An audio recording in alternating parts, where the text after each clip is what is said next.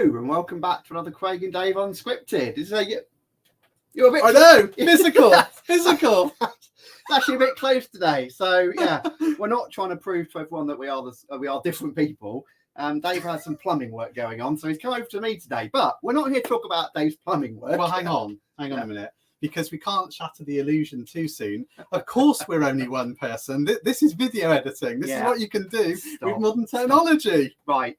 Okay, so why are we here today? Right, well, today we are delighted to introduce to you, and I'm just bringing her onto the screen, Paige. Hi, Paige. Hello.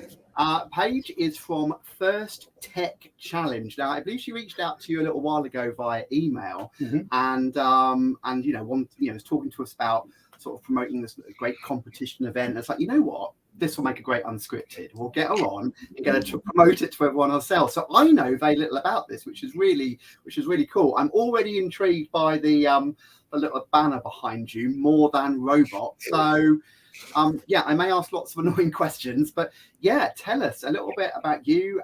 What is First Tech Challenge? There's More Than Robots. Tell us. Okay, so I've been with First Tech Challenge since the middle of this academic year. And my role as Outreach and Partnerships Manager is essentially about getting the word out there and getting more schools involved, getting more industry partners involved, because what that really means is that we can give it to the students for free. And that's what we ultimately want to do because we operate as a charity. So what that is free. Yes, yeah. So what it looks like to schools is a robotics kit that they are challenged to compete in a game with. Now, I can't tell you anything about the game, not because I like to keep secrets, but because it hasn't been announced yet. I don't even know what it is. Right. So each year... This is part of the competition element. This is the competition. Right, I'm with you. So it sounds like we're starting at the end, but we've got to start at the end so that you know what the end goal is. Yeah. So this year's game, let's start there because I can tell you about that one. The students designed and built and coded their robots to lift or push scoring elements either onto a base on the ground or lift them onto different height poles, and the higher one scored more points. Now, they don't do this by themselves. They do this on the competition day with a second team and they form an alliance. So at our competitions, it's all very much working with other schools, not just your own team. So we're pushing all those other kind of soft skills. Sorry to interrupt. Keep going. Sorry. So a school would submit a team, like a small group of students. Okay. But they haven't done any work in advance. Did I hear that? Oh, of course they have. Oh, right. Right. It doesn't make sense what they do in advance unless you know what they're trying to get to at the end. Get there. Right. Okay. I'm going to zip up again. Okay. So schools submit in small teams, but when by the sounds of it, they actually the competition is in person. So they actually arrive somewhere. Right. And on the actual competition day, they will all be teamed up with another team from another school. Yeah, that's great. Okay. Go on. Okay. Now, just to make you a little bit more confused, it isn't going to be the same two teams combined all day. Right. So each team will compete in 5 different matches. And most likely they will be with 5 different partners in their alliance. So there's lots of on the day kind of team building going on. So let's start at the beginning. A team will be registered with their school or with any other kind of nationally recognised youth organisation. So we've got teams that are part of an Air Cadets, a Girl Guides, a Scouts, other youth groups. And we like teams up to about 15 students, just because then there's enough roles for everybody to be properly involved. They can register up until October half term for this season, and we will send them a robotics kit, which they can have for free if they are eligible and apply for a bursary. Now, there is a limited number of those, but there are still plenty remaining for next year.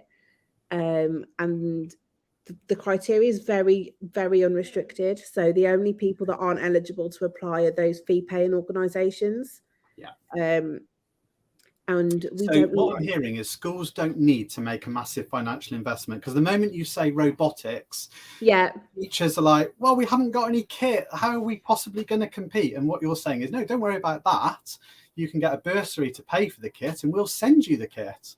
And that kit at a subsidised cost to the fee-paying schools comes in at about £1,000. We do ask schools to pay a commitment fee to show us that they are serious about having this free piece of kit and that they are going to participate in the competition. Yeah. And that is £299.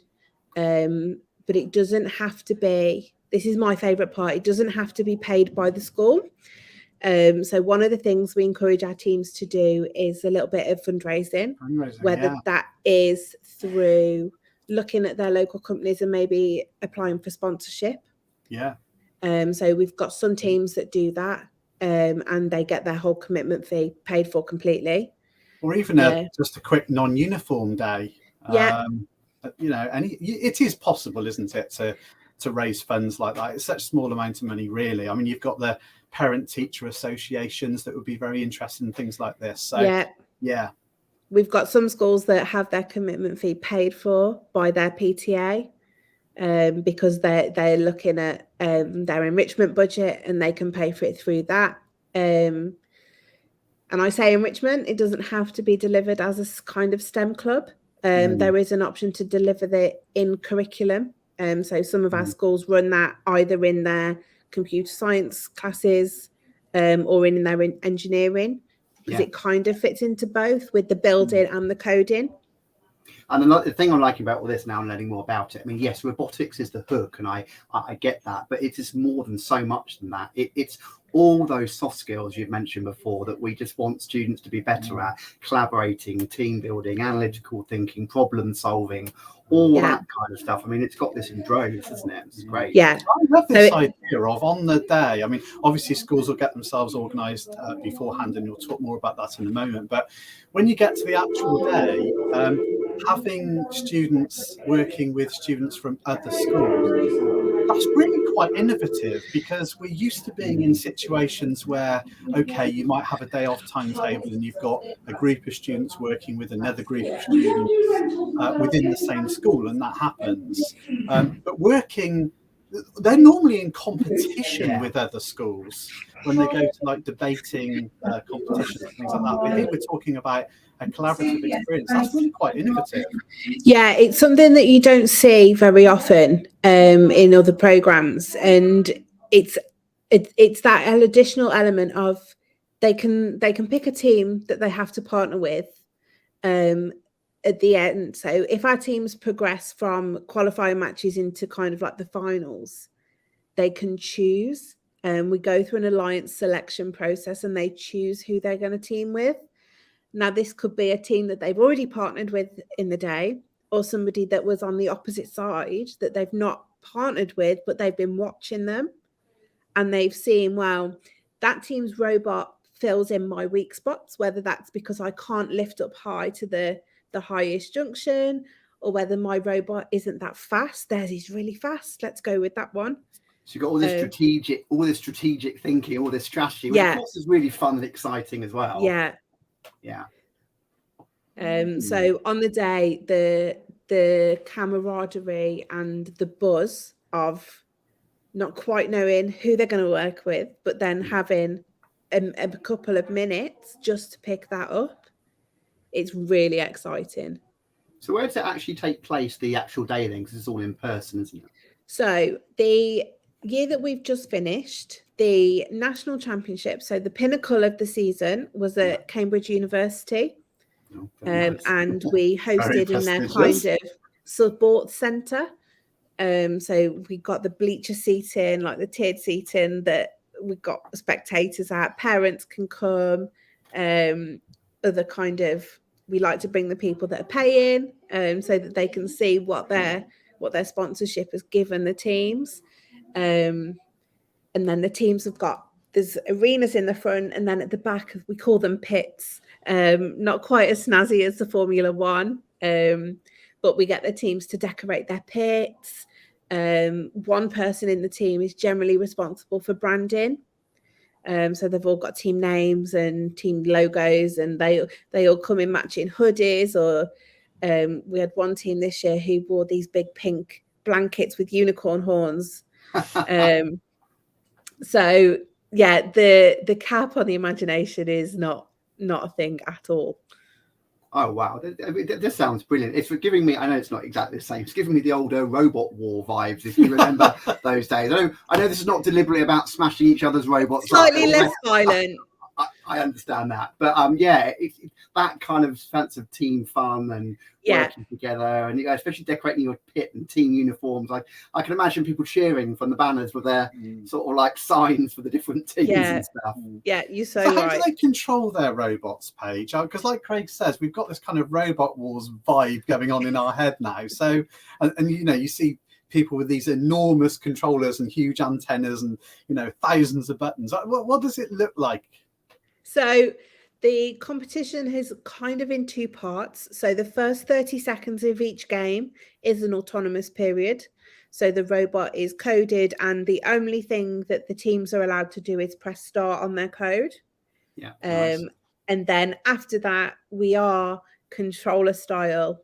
2 minutes of the driver will take over. Now they're not as big as the Robot Wars controllers you're imagining with the antennas. They look a little bit more like PlayStation or Xbox controllers, connected to a control hub that speaks with the robots. But the school gets that kit. They don't have to invest in the controller. That's all comes as part of the kit. I'm assuming this makes sure, as again, by sending these kits out to schools, everyone's on the same playing field. They've got to make stuff from the stuff supplied from the kit. Is that right? No. Okay. In a sense that schools can embellish them. So there is a restriction on the pieces you can use. But if your school has got a laser cutter or a 3D printer, we see schools that put side panels on to protect their cables, because the risk of another robot getting tangled in your cables is all sorts of cross-curricular things here: computer science, DT, engineering. Yeah. So you hook on the robots and you're thinking maybe engineering, but actually it is so much more than that. It is more than the robots. Of course. So I've got a bit of a controversial question. I apologize for this. I have, as usual with Unscripted, nothing's prepared here. What prevents it then becoming pay to win? Because I imagine, there are private schools out there, they have a lot of money, they've got huge investment from parents and possibly sponsors from industry and all sorts of things. So what stops a school ploughing thousands of pounds into this, what they might see as an engineering project, even though it's a lot more than that, and just winning because no one else can compete? So one of the overarching kind of principles of FIRST is gracious professionalism. And one of the things that we've introduced going into next year is a champion organisation. So they are schools that have been with us for a while, that understand the programme, that will kind of form that hub in their local area and help new teams, whether that is by giving them game field time or letting them use those equipments, the laser cutters, the 3D printers, things like that. And the other thing as well is winning on the day isn't just about what your robot does on the field. Right. There's a number of awards that commend things like your community outreach. So the team that won that this year, they had a massive plethora of things that they did throughout the year.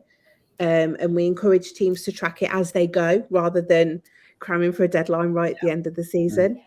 So our engineering portfolios is just an online platform where they track everything that they do, whether that is running classes with some local primary school groups that we've seen this year.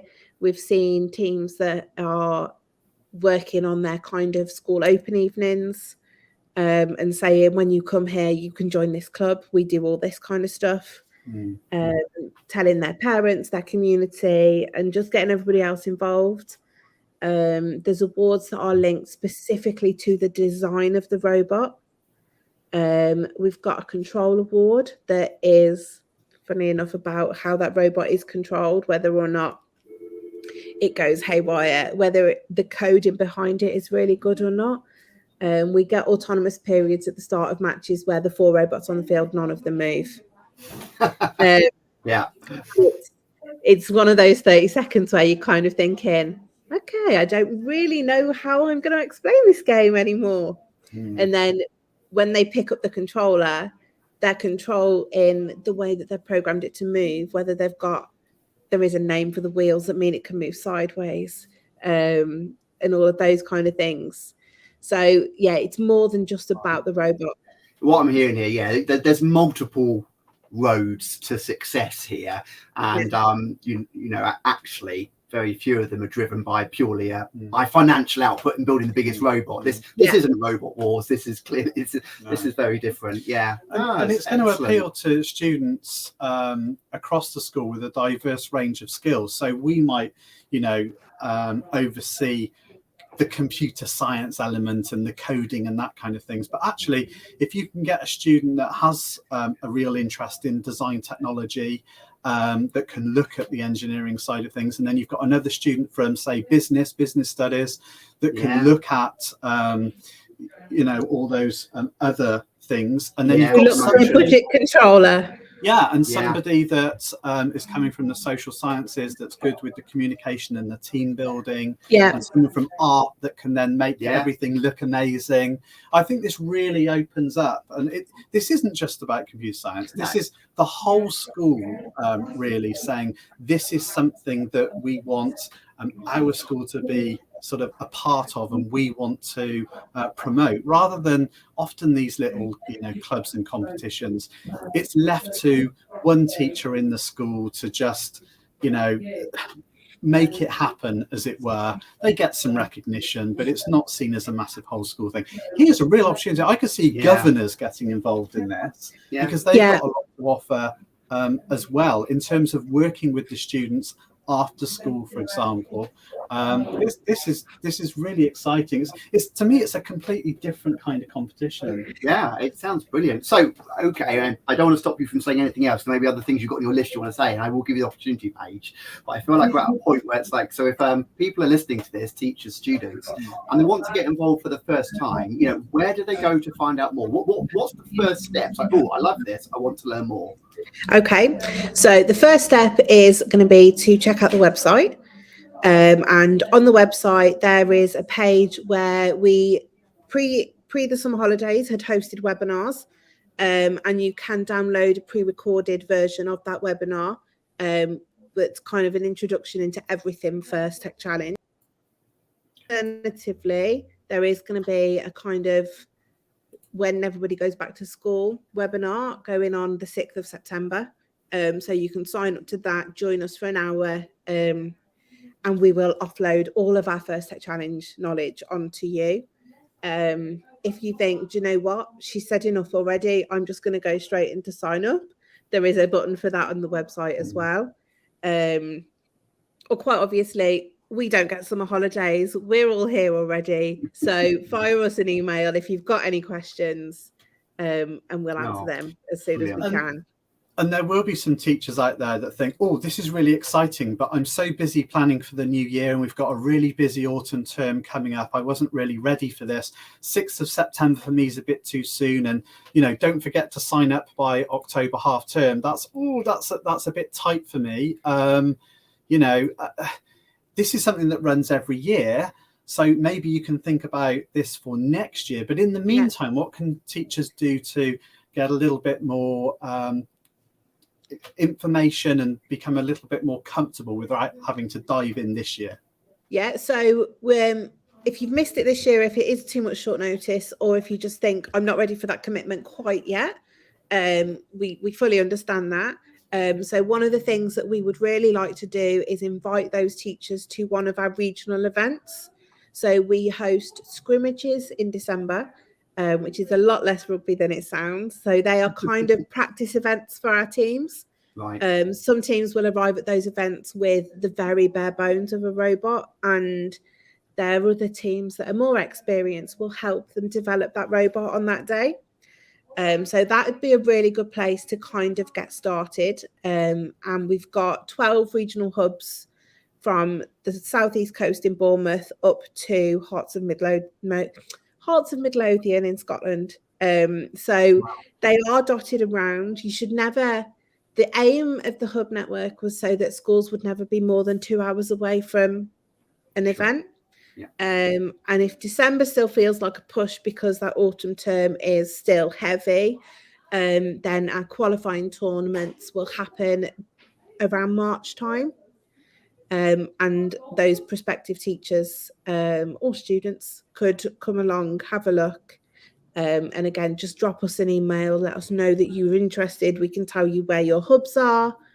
We've got more than one in and around London because there's so many teams. We don't want to overwhelm one. And that will give you then alternative dates as well. So you can engage with this without entering through the year, get a real feel for it, see what it's about, see what other teams are doing, get some advice, and then go for it, this time next year, be thinking more seriously about it. So you can dip your toe in without any commitment, but with the support that you need, which is really, really great. Paige, thank you so much for introducing us to this. This is fantastic. It would be lovely if we could, throughout the year, maybe you'd be happy to come back in, give us a little bit of an update. Maybe there's some stuff that you could showcase. Craig and I are more than happy to come to one of these regional events and do a little bit of filming so that we can show people in person what this is actually all about, and we can keep this live throughout the year so that there are. It's nice to get out the office. And for those teachers that think this is interesting but I haven't got time, I'd like to know more. Perhaps I can watch a few Craig and Dave videos throughout the year and then think more seriously about it this time next year. Then we can support you with that. And I think you can be their eyes on the ground. Yeah, absolutely. Yeah, that's it. I mean, I'm jumping ahead here, and no promises or commitments, obviously, from you. But I mean, I could see us maybe one day getting, with permission, getting some of the winning students on. What did you think? Tell us about the process. Yeah, I think this is brilliant. I think this is a really, really great initiative. Yeah, that is something that we're looking to build this year. Having been going for kind of 5 years now, our very first cohort of students are just about leaving school. Right. So we do want to keep them on as alumni, get them back in, volunteering with the teams, sharing their experience. So what year groups would you say this is open to? What sort of age ranges? So the competition is open for year 7 to year 13. Okay. We see the majority of our teams sitting around about year 9. Yeah. Mostly because those older students have got their exams coming. And the younger ones are often still in other competitions, whether that's First Lego League or anything like that. Whereas this, because it's more robotic in terms of the robots are metal and nuts and bolts and things like that. And the coding's a little bit more advanced. So the coding for these robots is in Java. Okay. You guys are going to know far more about that than I am. It's kind of like a graduation from some of those other programs. Yeah, sure. Especially those block-based style languages they're learning very early on. So this is a text-based language. Yeah, that's where we start. You can still code these robots in Blockly. Okay. To get used to how it works. Sure. But to bring those to a competition, they have to be Java coded. Yeah, this is excellent. Well, I can definitely see us doing some more of these. This has been fascinating. I went in knowing literally nothing. Yeah. And I look forward to learning more. Yeah. I've got a final message really for our student audience that will be watching this. And that is, it's competitive out there,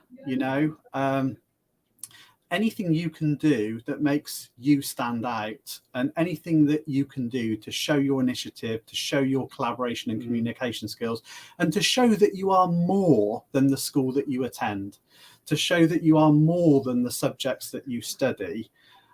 These kinds of opportunities make a huge difference to your applications, whether that's to university through UCAS or whether it's to apprenticeships, particularly to apprenticeships and the world of work. This makes you stand out as a candidate, and I would strongly advise You know, don't be reticent, don't be shy, don't think, oh, I don't know if I can really cope with that. Push the boundaries. Yeah. and make a difference. So I think the opportunity that you're offering young people here, Paige, and your team is absolutely fantastic. We love it. We're happy to support it. Thank you so much for telling us all about it. Yeah, thank you very much. Thank you for having me. Oh, you are most welcome. So we've had the web address up there for a while, firstuk.org, if you want to learn some more. Like I said, hopefully all being well, we might do a few more of these and then get back in touch as the year's competition unfolds. Absolutely. Brilliant. But for now, that is all from us. See you again soon. Thanks. Bye.